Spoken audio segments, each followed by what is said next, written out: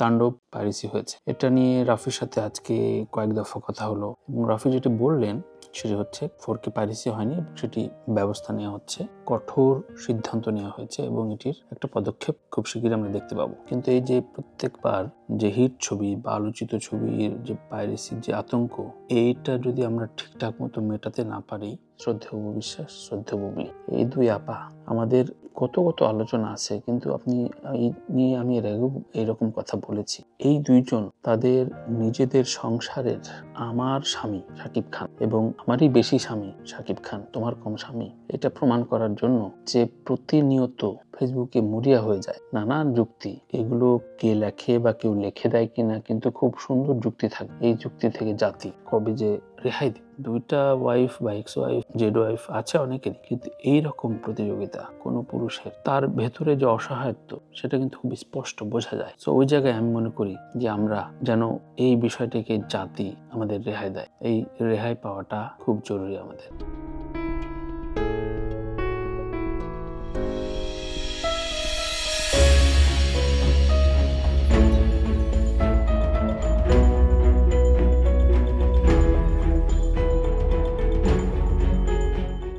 দর্শক সবাইকে স্বাগত জানাচ্ছি আমার সাদাসিধে কথায়। একেবারেই আমি চাচ্ছিলাম এসব টপিকের বাইরে অন্য কোনো কিছু বলতে, কিন্তু প্রাসঙ্গিক থাকে যে বিষয়, সে বিষয় নিয়ে কথা বলতে হয় বা সেগুলো নিয়ে প্রশ্ন আসে। তাণ্ডব পাইরেসি হয়েছে, এটা নিয়ে রাফির সাথে আজকে কয়েক দফা কথা হলো এবং রাফি যেটি বললেন সেটি হচ্ছে 4K পাইরেসি হয়নি এবং সেটি ব্যবস্থা নেওয়া হচ্ছে, কঠোর সিদ্ধান্ত নেওয়া হয়েছে এবং এটির একটা পদক্ষেপ খুব শীঘ্রই আমরা দেখতে পাবো। কিন্তু এই যে প্রত্যেকবার যে হিট ছবি বা আলোচিত ছবির যে পাইরেসির যে আতঙ্ক, এইটা যদি আমরা ঠিকঠাক মতো মেটাতে না পারি, ডিজিটাল প্ল্যাটফর্মে ধরেন র্যাবিট হোল, বাংলাদেশে খেলাধুলো যারা প্রচার করে, আপনি তাদের একটা ছবি বা 1-2 সেকেন্ডের একটা ক্লিপিংস আপনি পোস্ট করতে পারবেন না ফেসবুকে বা ইউটিউবে কোথাও। এই করার সাথে সাথে আপনার আইডি খেয়ে দিবে এবং এই প্রোটেকশনের জন্য একটা বাড়তি টাকা খরচ করতে হয় এবং সেটা অ্যামাউন্টটা খুব কম না আর খুব বেশিও না। ধরেন 3-4 কোটি টাকার ছবি বানালেন, সেই ক্ষেত্রে যদি আপনি 20-25 লাখ টাকা খরচ করেন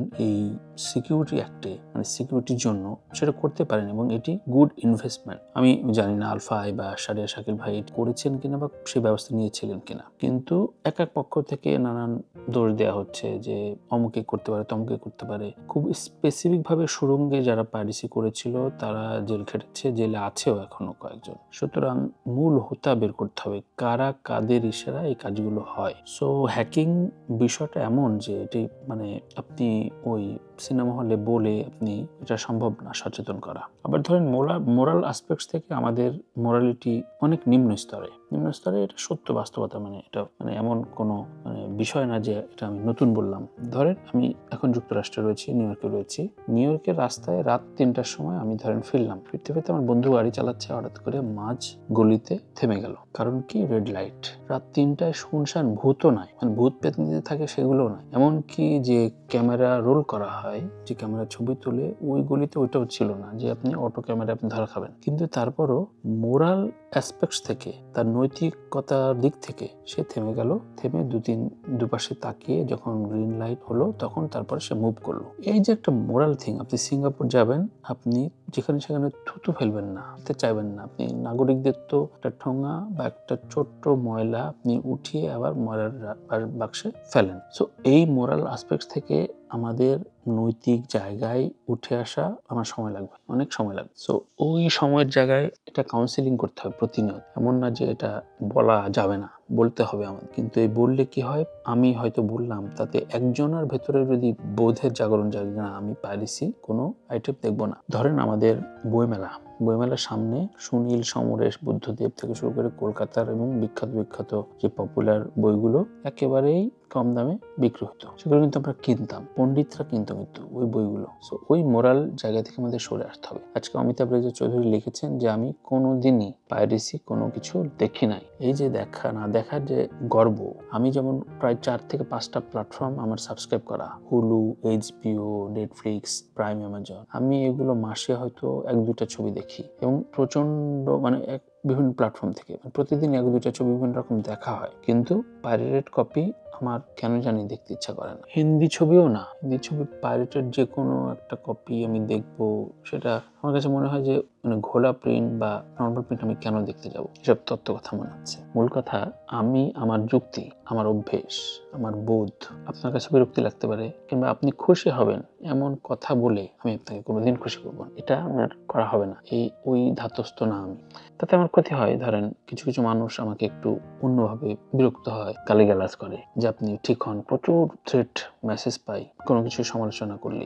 সো আমি আমার জায়গা থেকে আমার অবস্থানটা প্রকাশ করার জন্য প্ল্যাটফর্মগুলোতে আমি কথা বলি। সো এই জায়গায় আমি আজকে পাইরেসি নিয়ে যে কথাগুলো বললাম, এটা আমার একদম মনের ভেতরে কথা। এবার আরো বিরক্তিকর একটা বিষয় নিয়ে কথা বলে আজকের সাদাসিধে কথাটা শেষ করি। এর আগেও কথাগুলো বলেছি। দেখেন, এই যে অপু বিশ্বাস এবং বুবলি, শ্রদ্ধেয় অপু বিশ্বাস, শ্রদ্ধেয় বুবলি, এই দুই আপা, আমাদের কত কত আলোচনা আছে, কিন্তু আপনি এই নিয়ে আমি এর আগেও এইরকম কথা বলেছি। এই দুইজন তাদের নিজেদের সংসারের, আমার স্বামী শাকিব খান এবং আমারই বেশি স্বামী শাকিব খান, তোমার কম স্বামী, এটা প্রমাণ করার জন্য যে প্রতিনিয়ত ফেসবুকে মরিয়া হয়ে যায় নানান যুক্তি, এগুলো কে লেখে বা কেউ লিখে দেয় কিনা, কিন্তু খুব সুন্দর যুক্তি থাকে। এই যুক্তি থেকে জাতি কবে যে রেহাই দেয়, সেই রেহাই আমরা সবাই চাই। অতি সম্প্রতি আবারও বাচ্চাকে নিয়ে কে কত ক্লোজলি, আমার খুব মায়া লাগে এখন আসলে শাকিব খানের বিষয়। ধরেন এই অভিনেতা, এই হিরো নিজের স্ট্রাগল, কষ্ট মষ্ট সয়ে,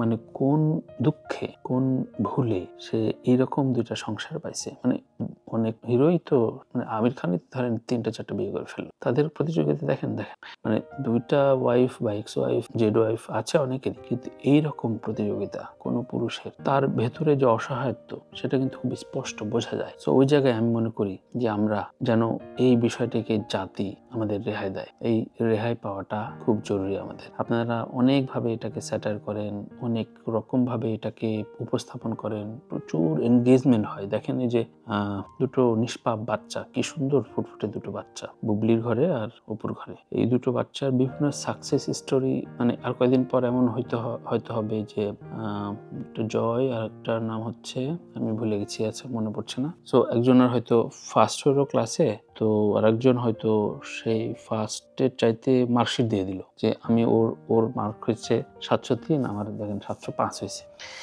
এই প্রতিযোগিতা যদি চলতে থাকে একজন বাংলাদেশের নাম্বার 1 সুপারস্টার এবং অনলি 1 সুপারস্টার, তাহলে আমরা কোথায় যাব, কোন জায়গায় দাঁড়াবো বলেন? সো আমরা মনে হয় আমাদের এই জায়গাটা একেবারেই ফুল স্টপ করা উচিত। তো সেই এড়ানোটা যখন আমি অনেকবার এড়িয়ে গেলাম, কিন্তু এটা যখন কেউ টেকেন ফর গ্রান্টেড নিয়ে নিচ্ছে, যে আমরা যে কেউ বুবলিকে নিয়ে হয়তো যে কোনো একটা কমেন্ট করতে পারি, ও এটা নিয়ে কোনো রিয়াক্ট করবে না, বা ওকে নিয়ে যে কোনো কমেন্ট করে ফেলা যায়, বা ওকে নিয়ে আমরা যে কোনো কিছু বলে ফেলতে পারি, একটা স্ট্যাটাস দিয়ে ফেলতে পারি, সেক্ষেত্রে ও তো অ্যাভয়েড করে সবসময়। সো ওকে আমরা ওই তুরুপের তাসটা বানাতে পারবো একদমই। ভাইয়া আপনি এই জন্য আমি বলবো যে আমাদের আর্কাইভগুলো যদি আমরা যদি সামনে আনি, বা যদি এটা কখনো পসিবল হয়, তো বরাবরই আমি দেখি যে যখন কেউ আমাকে নিয়ে কোনো প্রকার কোনো একটা অন্যরকম ইঙ্গিতপূর্ণ বাজেভাবে, যেটার মিনিংটা খুব অন্যরকম দাঁড়ায়, সেটা সোশ্যালি হয়তো ডিফারেন্ট বা একটা খারাপ মিনিং যাচ্ছে দর্শকদের কাছে, তখনই কিন্তু আমি হয়তো সেটার একটা প্রতিক্রিয়া জানাচ্ছি যে আসলে ব্যাপারটা সেটা না। এবং একজন